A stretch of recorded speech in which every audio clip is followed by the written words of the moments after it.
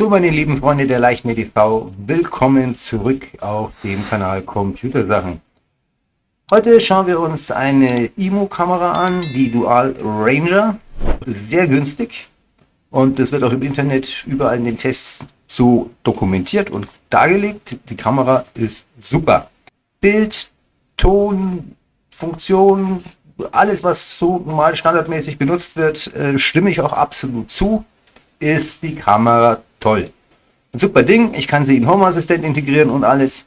Ich kann sie ohne im Home Assistant ohne IMO-Integration verwenden. Also man kann eigentlich so weit mal nichts sagen. Aber an einem gewissen Punkt fangen ganz schöne Probleme an. Und das für eine IP-Sicherheitskamera eigentlich nicht tragbar ist. In meinen Augen. Aber sei es drum. Die Dual Ranger hat, um mal ganz kurz zusammenzufassen hier, ne, kann zwei Zonen gleichzeitig aufnehmen, dadurch, dass sie ja zwei Kameras hat. Man sieht es auch hier. Hier ist die eine Kamera und hier ist die andere in die andere Richtung ausgerichtet. Beide Kameras haben unterschiedliche Bewegungssensoren, die können getrennt gesteuert werden.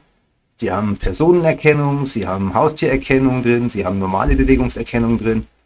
Diese Bewegungserkennung funktioniert auch sehr gut, muss man auch sagen. Das Bild ist super, der Ton ist super, eine 3-Megapixel-Kamera. Übertragungsgeschwindigkeiten sind auch okay, kann man auch nicht meckern. Sie kann also wirklich hier so Smart Mode, Full Color Mode, sie kann wirklich sehr viel. Ne? Also da liegt mal das Problem nicht drinnen. Dann die Hauptkamera, die schwenkbare, die ist auch steuerbar dann aus der Ferne. Kann 360 Grad Protection, das kann auch automatisiert werden, 360 Grad Protection mit den verschiedenen Views, die man einrichten kann. Man kann also sagen, hier, das ist der eine Point, den möchte ich jetzt haben. Standardmäßig benutzt du meine Wohnungstür. Und was weiß ich, wenn ich jetzt im Urlaub bin und sehen will, ob die Katzen richtig futtern, dann kann ich halt um 18 Uhr die Kamera umstellen lassen auf das Katzenfuttergerät zum Beispiel. Ich habe keine Katze von daher gesehen. Es ist relativ für mich. Dann habe ich noch ein bisschen technische Details über Dinge. Hier ist nochmal die Bewegungserkennung super erklärt. Also die Kamera ist wirklich in der Hinsicht eine sehr gute Kamera. Also man kann jetzt nicht vom Kauf abraten. Wann man die Kamera allerdings nicht verwenden kann, ist, und dazu komme ich jetzt. So, dann schauen wir mal einen kurzen Blick in die Testinstallation, also meine Spielumgebung von Home Assistant und schauen uns das da mal kurz ein bisschen an. Hier seht ihr also schon, ich habe rumgespielt, ziemlich viel. Alarmanlage deaktiviert, dann ist hier noch mal eine Alarmanlage. Wieso macht jetzt da zwei Alarmanlagen-Panels rein? Warum macht er das? Ja, das kann ich euch sagen, weil das nicht funktioniert. Und das ist jetzt genau eigentlich das Problem. Wir reden hier über eine Sicherheits-IP-Kamera. Gehen wir mal rein, Automatisierungen, dann Kondominium verlassen. Ich gehe also weg, ne? Ich will eine Benachrichtigung haben. Ausschalten, Temperaturregelung, dann Steckdose 1 aus. Und eine Nachricht senden auf mein iPhone. So, jetzt füge ich eine Aktion hinzu und sage, wenn ich die Hütte verlasse, dann möchte ich zum Beispiel Bewegungskennung aktivieren. Und hier fangen jetzt die Probleme bei dieser Kamera an. Kriege ich nicht durch. Ich kriege die Befehle nicht durch. Ich habe auch aus dem Home Assistant Community Store entsprechend eine App runtergeladen, die das kann. Werte überschreiben, auch Binärsensoren. Vergiss es. Es funktioniert nichts. Du kriegst die Kamera nicht dazu, dass sie die Bewegungserkennung aktiviert. Das heißt, du sitzt irgendwo und nichts passiert. Also im Zweifelsfall steht da jemand an der Hütte drin, die Kamera guckt fleißig zu, aber nichts passiert. Weil die Bewegungskennung nicht aktiviert. Und du kriegst auch keine Fehlermeldung, ist klar. Bewegungsstatus deaktivieren funktioniert auch nicht. Kann ich euch gleich sagen. Den Befehl aufzeichnen geht auch nicht durch. Und Stream wiedergeben, in dem Sinne funktioniert hier auch nicht so richtig. Aber den kriegt man ans Laufen mit einer Anpassung der URL, kriegt man den also hin ans Laufen. Das heißt, sprich, ich kann also machen, was ich will. Gehe nochmal Integrationen, Automatisationen. Ich kann es jetzt hier einschalten. Wenn ich gehe, dann schaltet er das, aber es passiert auf der Kamera nichts. Das heißt, die Kamera setzt kein Aktivierungsmodus. Ich müsste jetzt quasi hergehen, wenn ich einen Bewegungsmelder haben will, der funktioniert, müsste ich mir nochmal extra einen Bewegungsmelder kaufen und den hier reinbasteln. Beziehungsweise zwei, weil ich habe ja zwei Kameras, die zwei verschiedene Bereiche abdecken. Das ist eigentlich schon mal der Haken. Jetzt könnte man ja noch sagen, okay, Home Assistant, da funktioniert auch nicht immer alles. Ja, ist richtig. Ja, ich weiß, ich sitze auch manchmal nicht dran, bis wieder irgendein Scheiß läuft. Und am liebsten würde ich Home Assistant eigentlich über den Jordan schießen, weil ich zurzeit keine große Meinung von der Software habe. Weil einfach schwierig teilweise Sachen zu konfigurieren oder zu programmieren.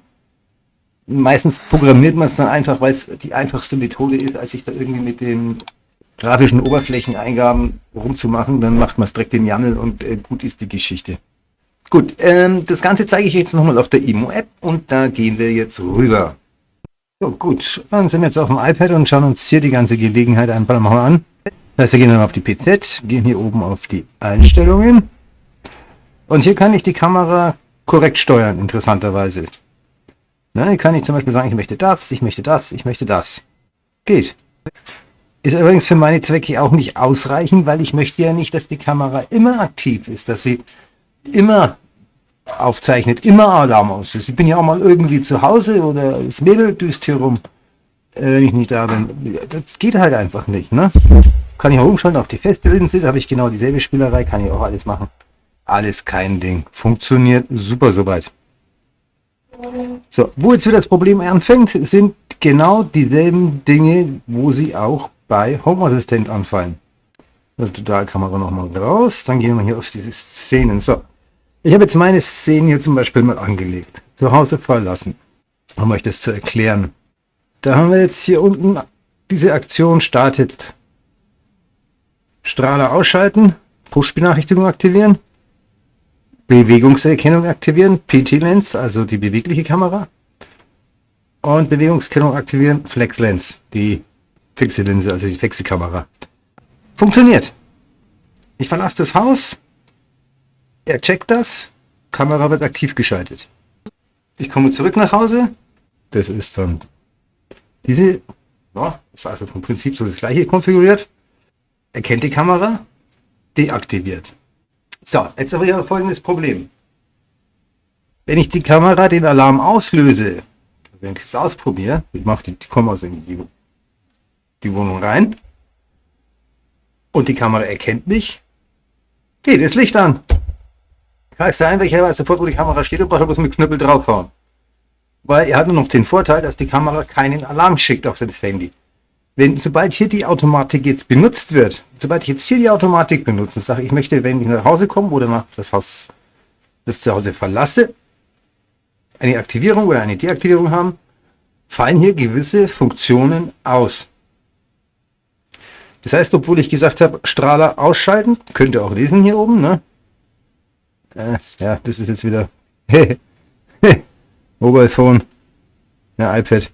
Ne, hier steht auf jeden Fall Strahler ausschalten. Strahler ist an. Ne? Benachrichtigung einschalten. Es sollte an sein. Es kommt keine Nachricht.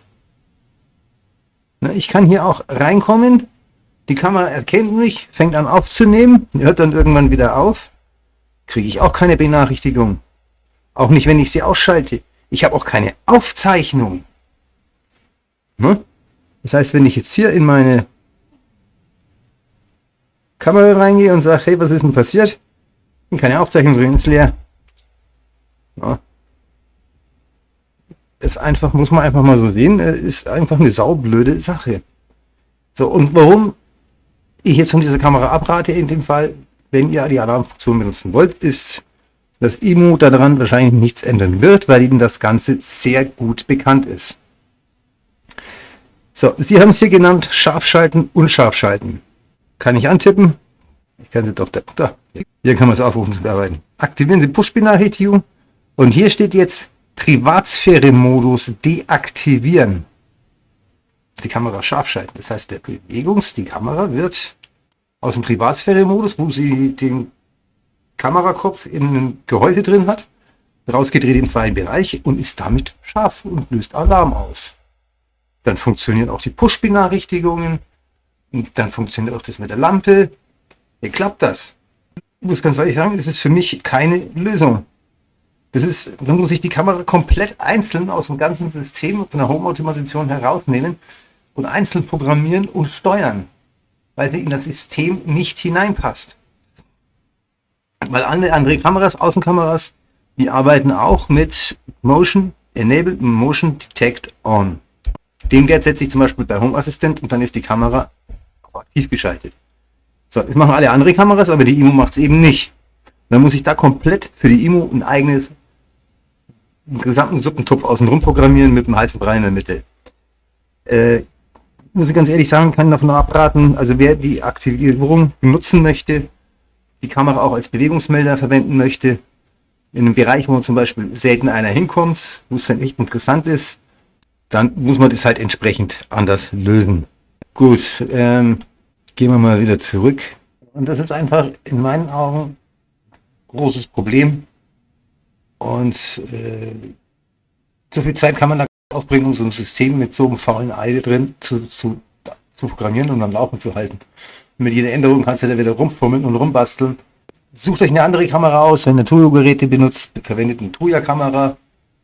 Und die habe ich jetzt auch bestellt. Ich werde die IMO jetzt auch gegen eine Truja austauschen. Weil mit dem Ding, wie gesagt, ich kann damit nicht arbeiten. Das ist nicht meine Welt.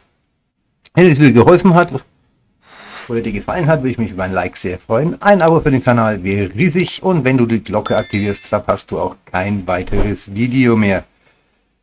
Dann solltest du generell Probleme haben mit deinem PC, mit deiner Hardware, mit deiner Software oder sonst irgendwas, was mit EDV zu tun hat, kannst du dich vertrauensvoll an die KSC wenden. Das ist ein weltweit tätiger Remote-Dienstleister.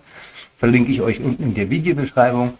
Da werdet ihr geholfen für 25 € die Stunde, ohne Vertragsbindung, ohne Abo oder sonstige Haken, Ecken und Ösen. Einfach Auftrag gegen Rechnung und das war's.